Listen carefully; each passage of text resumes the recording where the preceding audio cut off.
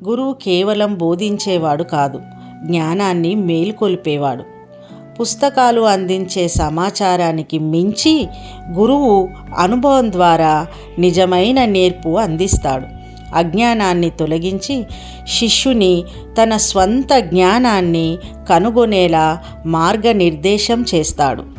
ఈరోజు గురు పౌర్ణిమ అనే పండుగను మా ఈ పాఠశాల చిన్నారుల ద్వారా గురువు శిష్యుడిని అనుభవం ద్వారా ఎలా నేర్పుతారు అనే భావాన్ని ప్రదర్శించడానికి మనం కొన్ని అమూల్యమైన కథలను మీ ముందుకు తీసుకురావడం జరిగింది.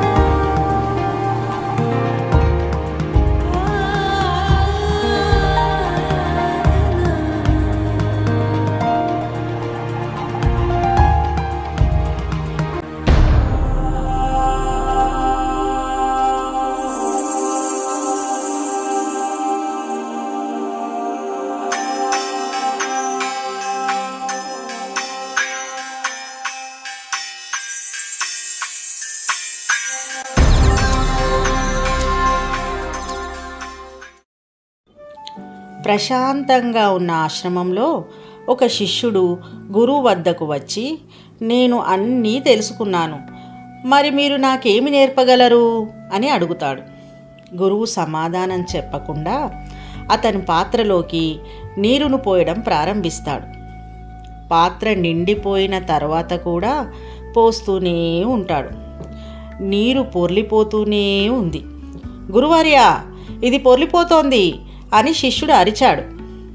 గురువు చిరునవ్వుతో, నీ మనసు కూడా ఇదే విధంగా ఉంది. ఇది ఇప్పటికే భరించలేనన్ని ఆలోచనలతో నిండి ఉంది. కొత్తగా నేర్చుకోవాలంటే ముందు మనసును ఖాళీ చేసుకోవాలి. అందుకే జ్ఞానం పొందాలంటే మన అంతరంగాన్ని స్వచ్ఛంగా ఉంచుకోవాలి. గురువు శిష్యులకు బోధిస్తున్న సమయంలో ఒక శిష్యునికి సందేహం కలిగింది. గురుదేవా, దేవుడు ఎక్కడ ఉన్నాడు అని అడిగాడు. దానికి గురువు ఒక పాత్రలో నీరు పోసి అందులో కొంత ఉప్పును కలిపి, ఇప్పుడు ఈ నీటిలో నీకు ఉప్పు కనబడుతోందా అని అడిగాడు. దానికి శిష్యుడు ఆ పాత్రలోకి తొంగి చూసి కనబడడం లేదు అని చెప్పాడు. దానికి గురువు, ఇప్పుడు ఈ నీటిని రుచి చూడు అని కొంత నీటిని శిష్యునికి ఇచ్చాడు. శిష్యుడు ఆ నీటిని రుచి చూసి, రుచిలో మాత్రం ఉప్పు స్పష్టంగా ఉంది గురుదేవా అని చెప్పాడు. గురువు చిరునవ్వుతో, ఇలాగే దేవుడు కూడా మన చుట్టూ ఉన్నాడు.